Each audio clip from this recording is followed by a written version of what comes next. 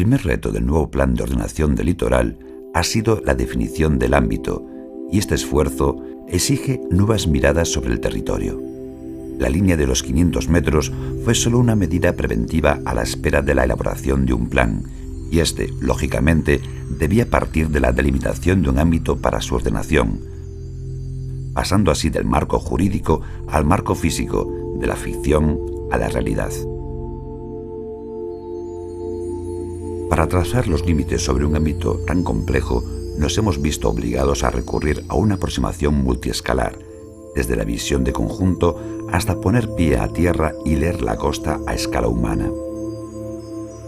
Hemos dibujado 428 unidades de paisaje, apoyándonos en las líneas marcadas por las cuencas de drenaje y cuencas visuales que ocupan la primera franja de costa, que como invariantes estructurantes del territorio enmarcan nuestro ámbito de gestión.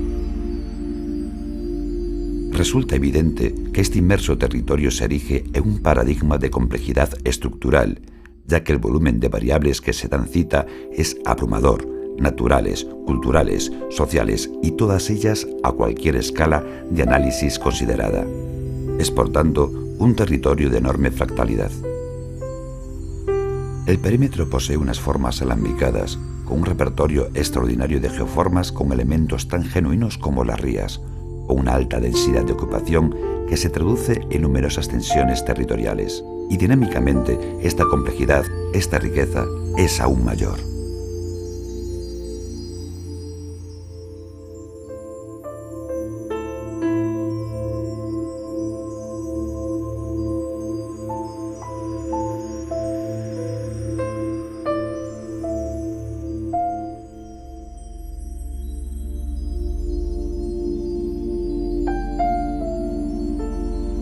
Como se ilustra en la imagen, el esfuerzo ingente que hemos hecho en los últimos meses para descifrar esta riqueza creo que tiene muy pocos precedentes.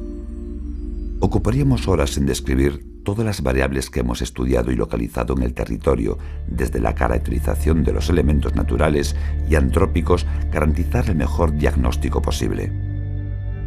Vamos a ver una antología que espero de idea cierta la forma en que nos hemos aproximado al territorio en un intento de conocer y comprender aquellos elementos que conforman nuestro litoral. Se han estudiado y georreferenciado 863 playas, clasificadas en 11 grandes tipos según criterios morfodinámicos. Desde As Catedraes, Pantín, Carnota hasta Lanzada o Corrubedo, por citar solo algunas de las más conocidas. Junto a 71 sistemas dunares de diversa etiología analizados tan espectaculares como los de Vilarrube, Baldayo, O13, Camariñas o Nemiña.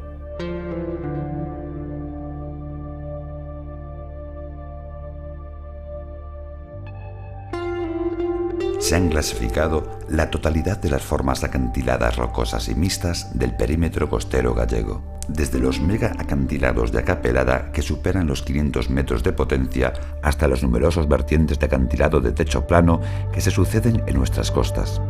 Ha sido procesada toda la información ambiental del inventario de humedales de Galicia, superando los 150 casos, entre los que se incluyen los 5 humedales de importancia internacional Ramsar, Ortigueira, Ladrido, Valdoviño, Corrubedo, Ribadeo y el complejo intermareal Umia o Grove.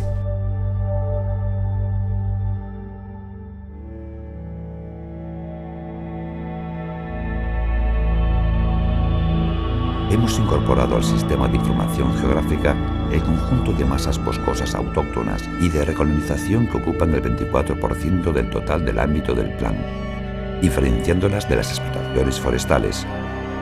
Pero no solo hemos recogido y estudiado estos elementos más representativos de la naturaleza. Para la comprensión de este sistema de carácter natural, también hemos centrado la mirada en el sistema de los asentamientos. En el conocimiento del rico mosaico agronómico y forestal, herencia de un asentamiento antiguo. Pues si el hombre y su convivencia con el territorio y el mar, sería imposible comprender el paisaje costero actual, que nos habla no solo de un modelo de organización tradicional del territorio, sino también de un territorio en constante transformación, fruto del crecimiento demográfico y de otros fenómenos comunes a todas las regiones litorales europeas. La dispersión, la difusión o la aparición de nuevos usos como los turísticos, así como la necesidad de equipamientos e infraestructuras que forman parte también de este sistema. No en vano, en el litoral de Galicia se encuentran 4 grandes ciudades de nuestra comunidad autónoma: Vigo, Pontevedra, Coruña y Ferrol, también innumerables villas y aldeas. Todas ellas son testigos de una historia que nos ha dejado un rico legado patrimonial conformado por elementos arqueológicos, de arquitectura civil, religiosa, industrial, sin los cuales hoy en día no podríamos imaginar el litoral de Galicia. Es precisamente en la relación entre estos dos sistemas, el natural y el conformado por el hombre, en donde surge la ordenación del territorio. Un territorio en el que conviven valores sociales, ambientales, ecológicos, patrimoniales y económicos que interactúan de manera compleja y en el que existen procesos de pérdida de biodiversidad, de banalización y deterioro de sus paisajes. En definitiva, en un territorio en el que los últimos años ha experimentado fuertes transformaciones a lo largo de toda su historia, que han conducido a la ocupación de un 2,72% de la costa. Así planteamos el modelo del plan, desde la necesidad y el convencimiento de que en este territorio complejo, extenso y diverso, pueden y deben seguir ocurriendo cosas. Lo importante es qué, dónde y cómo. Para responder esas preguntas, el modelo se estructura en una serie de ámbitos continuos, que son las áreas y otros de carácter discontinuo que llamamos espacios. Es que se definen los usos posibles y los valores a proteger, valores naturales y culturales. Son 3 áreas definidas en solución de continuidad: protección, mejora ambiental y paisajística y ordenación. La protección la hemos caracterizado en 2 tipos: ambiental y de corredor. La primera de ellas es asociada al valor en sí, de los elementos identificados para preservar, y la segunda como garantía de conectividad y funcionalidad. Protección ambiental, definida para garantizar la conservación de aquellos valores naturales singulares presentes en el territorio costero. En ella diferenciamos e identificamos la protección intermareal, bosques, ecología y costera, que engloba las dinámicas litorales y acantilados. Por otra parte, la protección de corredor, pensada con la intención de dar una solución de continuidad a estos elementos de especial valor, aumentando la conectividad de los ecosistemas, entendida esta como una de las funcionalidades básicas de cualquier sistema que se dé sobre el territorio.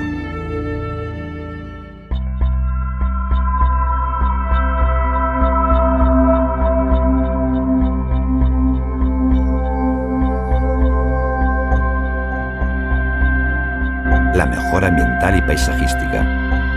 La segunda de las áreas, la de mejora ambiental y paisajística, que recoge el territorio entre el área costera y los primeros ejes o espacios que articulan el modelo de organización tradicional, comprendiendo el paisaje litoral más próximo a la costa, siendo sin duda el espacio sometido a las mayores transformaciones en las últimas décadas. La vocación de esta categoría es permanecer libre de edificación, conformando de este modo lo que podríamos denominar el paisaje litoral. Sin embargo, las situaciones idílicas no existen, y la complejidad y diversidad del sistema de asentamientos, así como sus transformaciones recientes en el territorio, hacen necesario que en este ámbito tengan cabida algunas operaciones de crecimiento motivado y contenido, desde los asentamientos en dirección contraria al mar u otras de mejora de los ámbitos que, existentes, son incompatibles con los nuevos criterios del plan. Por lo tanto, su objetivo principal es el de preservar el paisaje litoral como un valor natural y cultural, reivindicando este frente como un elemento propio, un rasgo distintivo, un recurso, un indicador de la calidad de vida de Galicia. Pero también tienen como objetivo mejorar aquellas intervenciones que no se ajustan al modelo propuesto en el plan y necesitan de actuaciones para colaborar a transformar estas escenas en paisajes de calidad. De esta forma, se busca garantizar la integridad del borde costero como un espacio de disfrute público y valor social, al mismo tiempo que un desarrollo urbanístico sostenible e integrado en el paisaje. Ordenación. Recoge las planicies costeras y de transición situadas frente al litoral, en las que en la mayoría de las ocasiones podemos encontrar asentamientos ligados visual y funcionalmente a los paisajes litorales. Además, en esta zona hemos englobado las áreas ya urbanizadas en contacto con el mar. Además de estas tres áreas continuas, se tendrá en consideración una serie de espacios que, situados en las áreas de protección y mejora, se responden a valores singulares que les hacen merecedores de un reconocimiento complementario a los anteriores. Estos espacios los hemos denominado espacios de interés, como son 96 espacios de interés paisajístico que se está viendo en el vídeo, 79 de interés geomorfológico, 70 espacios de interés de taxones, 162 núcleos de identidad del litoral que ya hemos visto en anteriores imágenes, al mismo tiempo que 31.390 hectáreas de espacios naturales ya reconocidas, tales como la Red de Espacios Naturales Protegidos, el Convenio de Ramsar y la Red Natura 2000, entre otras. Áreas de recualificación. Asimismo, se han identificado en las diferentes unidades de paisaje áreas desvinculadas de los núcleos fundacionales. Estas deberán ser concretadas en el planeamiento para poder actuar sobre ellas mediante operaciones de recualificación, restituyendo en la medida de lo posible el paisaje natural, rural o urbano y dotándolo de la funcionalidad y estructura que les son propios al modelo planteado. Modelo que se podría resumir en las áreas del plan, las áreas de protección, mejora ambiental y paisajística y el área de ordenación, sobre los que se desarrollan los sistemas generales territoriales que enlazan, el sistema de asentamientos. Espacios de interés. Sobre este sistema continuo aparece otro de naturaleza discontinua, constituido por los que hemos denominado espacios de interés, y que en la presentación ven iluminado, de interés paisajístico, de taxón, geomorfológico, otros espacios de interés reconocidos. Áreas de recualificación, como zonas donde las dinámicas habidas y la inercia existente es incompatible con el plan. En ellas se trata de acotarlas para integrarlas con los criterios ya expuestos.